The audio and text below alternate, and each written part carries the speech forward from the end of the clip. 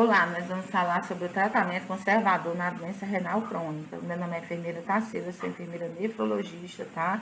Então, faço parte aqui da nefrologia para você, tá? Também tenho outras especializações em emergência, enfermagem do trabalho, tá? Sou gestora e sou auditora classificadora de risco Manchete, tá? Faço parte do movimento dos ativistas da enfermagem brasileira. Hoje nós vamos falar sobre os tipos de tratamento conservador, tá? Então, como tratar a insuficiência renal crônica? Nós também temos tratamentos substitutivos, como hemodiálise, diálise peritoneal e o transplante. Só que hoje eu vou falar sobre o tratamento conservador. Doença renal crônica em crianças e na geléia. Alteração do hábito, padrão nutricional, anemia de difícil tratamento, episódios prévios de lesão, tá? Insuficiência renal aguda, insuficiência urinária recorrente, particularmente menores de 2 anos, antecedentes familiares de doenças renais, déficit de crescimento, pôndero, tá? Estatural, hipertensão arterial, edema, alterações esqueléticas, deformidade de membros, alteração do trato urinário em ultrassonografia antinatal e alteração em cor e aspecto da urina.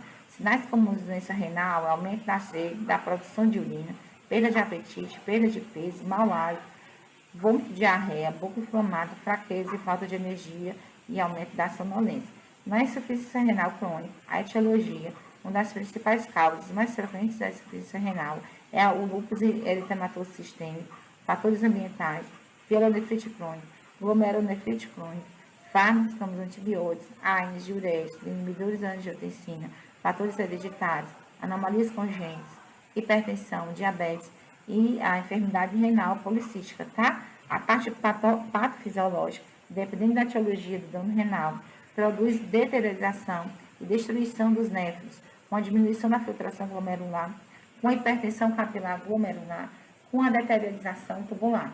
Entre a diminuição da filtração glomerular, nós temos a azoemia, que é o acúmulo de compostos nitrogenados ureia. Se determina através de nitrogênio úrico, né, no sangue, a proteína incremento de filtração de proteínas plasmáticas, passagem de proteínas ao espaço urinário, acidose metabólica, acúmulo de ácido, principal consequência é a retenção de amônio. Entre os sistemas, tá? E quando tem alteração renal, na parte cutânea vai acontecer xerose, prurido, pigmentação marrom, pseudo, né? Porfíria, a gastrointestinal, perda de apetite, náusea, vômito, soluço, a parte óssea, osteopenia, risco de fratura aumentado, neurológico e psicológico, incapacidade de concentração, comprometimento do sono, sonolência durante o dia, neuropatia, né, periférica, ansiedade e depressão, como a convulsão, cardiovascular, hipertensão e a hipertrofia ventricular esquerda, doença coronariana, pericardite e sobrecarga de volume, hematológicas, disfunção plaquetária, anemia, comprometimento da imunidade celular e humoral, a muscular, enfraquecimento, cãibra, desnutrição e desgaste muscular. O tratamento conservador os objetivos, retardar a evolução da doença renal crônica, prevenir diálise e transplante renal, controlar doenças associadas, prevenir complicações da doença renal crônica, evoluir com melhores condições de saúde. Principais causas da doença renal crônica: hipertensão arterial, diabetes, rins policísticos, infecção urinária de repetição, litíase urinária repetida, doenças urológicas e outras. Né? O lúpus eritematoso, ele pode estar entrando aqui como as principais causas, né? As outras causas. As doenças crônicas não transmissíveis, geralmente elas levam à doença renal crônica. Nos estágios da doença renal crônica, até o estágio 4, a gente pode considerar como tratamento conservador. A partir do estágio 5, nós temos que utilizar, né, o tratamento substitutivo, que seria hemodiálise, diálise peritoneal ou transplante, no estágio 5. Do 0 ao 4, né, tratamento conservador. Como controlar a progressão da doença renal crônica? Consultas periódicas, dieta adequada para controle de peso, controle da glicemia, controle da pressão arterial, correção da dislipidemia, tratar a anemia, tratar a doença óssea, parar de fumar, qualidade de vida, tá certo? E a condição emocional também é importante, consulta médica. Então, o que significa o tratamento conservador da doença renal crônica, tá? Então, vamos lá. O tratamento conservador consiste em todas as medidas clínicas, medicações e modificações da dieta e estilo de vida, que podem ser utilizadas para retardar a piora da função renal, reduzir os sintomas e prevenir complicações ligadas à doença renal crônica. Apesar dessas medidas, a doença renal crônica é progressiva e reversível até o momento. Porém, com tratamento conservador, é possível reduzir a velocidade desta progressão ou estabilizar a doença.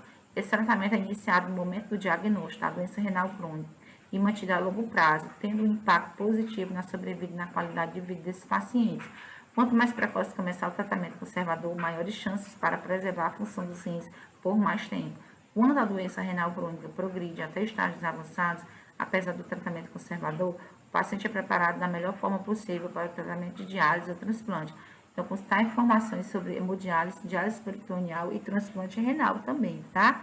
Então, assim, quais são as principais medidas usadas nesse tratamento? Nós vamos falar de um por um, tá?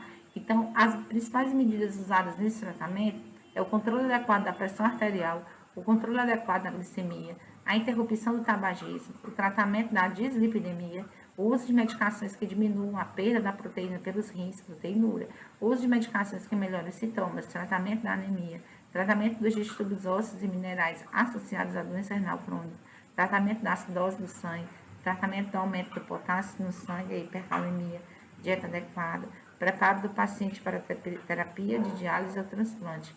Então, o controle adequado da pressão arterial é uma medida fundamental para retardar a progressão da doença renal crônica. O ideal, geralmente, é que a pressão seja mantida abaixo de 3 por 8, 130 por 80, tá? Milímetros de mercúrio. A restrição de sal ao sódio é muito importante para isso.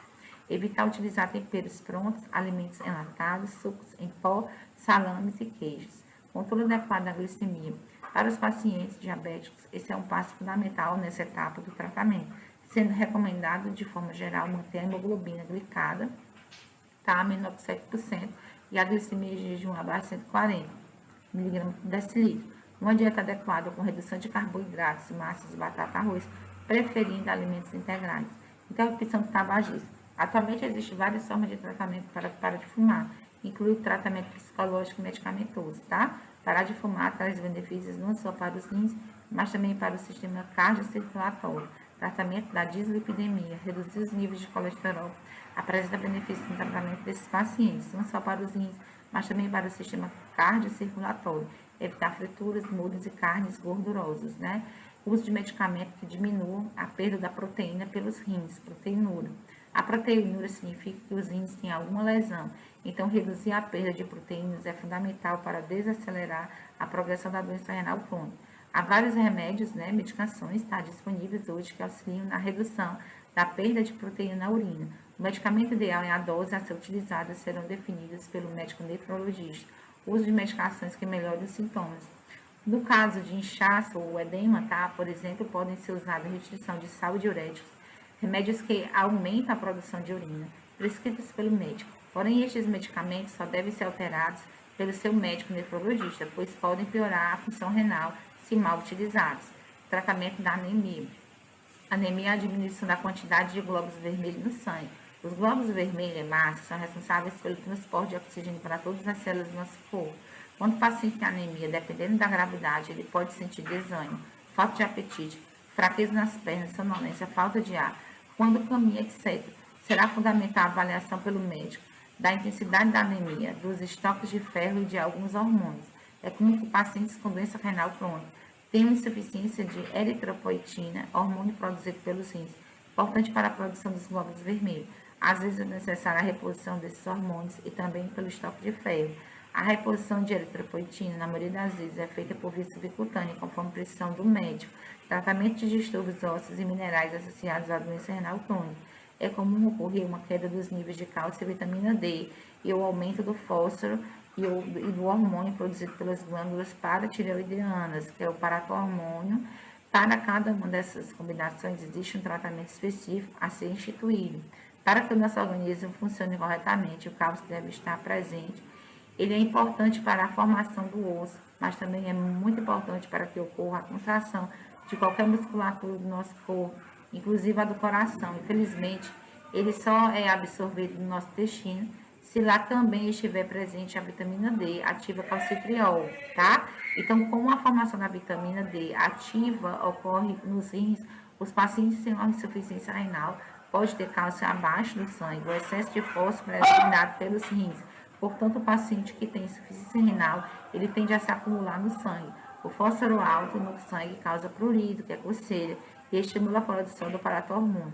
Seu nefrologista ele deve receitar um quelante de fósforo, medicação que deve ser utilizada juntamente com as refeições que têm alimentos ricos, né, em fósforo.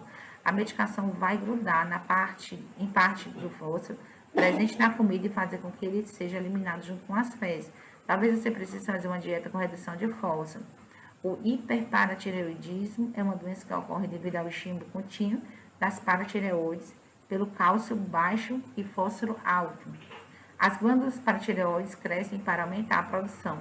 Os níveis altos de PTH no sangue elevam, né, a inflamação e destruição progressiva dos ossos. Então, existe uma má formação óssea aí, tá? Então, se não for utilizado desde o início, gente, né, pode ser que esse paciente tenha até problemas psicológicos, certo? Então, presta só atenção bem aqui, tá? Então, o cálcio deve estar presente, ele é importante para a formação desse osso, mas também é muito importante para que ocorra a contração de qualquer musculatura, tá? O cálcio, ele é de fundamental importância na contração muscular. Sem o cálcio, não há contração muscular na parte esquelética do nosso corpo, ok? Então, inclusive também o coração, né? Então, infelizmente, ele se é absorvido no nosso intestino se lá também estiver presente a vitamina D ativa, né? Calcitriol. Então, preste atenção nisso aí. Então, tratamento da acidose no sangue. A acidose é a condição de acidez que se desenvolve no sangue, porque os rins não conseguem colocar para fora o excesso de ácido, que se forma continuamente com o funcionamento do nosso organismo. Às vezes é necessário o uso do bicarbonato de sódio para ajudar a corrigir essa situação. A acidose pode contribuir para o aumento do potássio no sangue. Sobre o tratamento no aumento do potássio no sangue, hipercalemia. O potássio é um mineral que tem como fontes principais as frutas e os vegetais. No paciente, ele tem insuficiência, né? No paciente que tem insuficiência renal, ele tende a se acumular no sangue, pois o rim deixa de eliminá-lo. Quando os níveis de potássio no sangue ficam muito altos, pode ocorrer fraqueza muscular intensa, arritmia e até parada cardíaca. A principal forma de tratamento é através da dieta, evitando alimentos ricos em potássio, como abacate, banana, né, nanica, banana prata, figo, laranja, maracujá, melão, tangerina, uva, mamão, goiaba, kiwi, feijão, chocolate, extrato de tomate. Outra forma de ajudar no tratamento é o uso de quelante de potássio, que é o Sorcal. A medicação vai grudar em parte do potássio presente na comida e fazer com que ele seja eliminado junto com as fezes. Mas seu médico poderá lhe informar melhor o nível do seu potássio e qual dieta, né, ou medicação utilizar. O Sorcal, gente, eu vejo muito na parte prática ele ser utilizado por via oral, só que ele é bem insuportável, sabe? Então, pela sonda, que pense, para obstruir é horrível. Porém, o Sorcal, ele também pode ser administrado por via retal, tá? Isso é para você saber. Então, ele troca o cálcio em sua composição, tá? Deixa eu voltar aqui que sem querer eu passei. Ele troca o cálcio em sua composição pelo potássio presente no organismo, excretando através das fezes, né? O Sorcal é uma resina administrada geralmente por via retal em pacientes com hipercalemia, tá certo? Então, vamos lá. Dieta adequada. Não existe uma dieta única para todos os pacientes. Cada paciente deverá ser avaliado de forma individual e ter sua dieta elaborada com auxílio de um nutricionista. Em geral, a restrição alimentar aumenta na medida em que a doença progride e na medida em que os medicamentos não são capazes de manter os níveis de potássio, fósforo e ácidos dentro do desejado. Então, de forma geral, será recomendada uma dieta com restrição de sal, tá? Em torno de 3 gramas por dia. Nas fases mais avançadas da doença, poderá ser necessária a restrição de água, dependendo se o paciente persiste com o edema, que é um inchaço, apesar da restrição do sal e dos diuréticos. Restrição de alimentos que contenham muito potássio e fósforo, né? Leite, carnes, refrigerantes à base de cobre.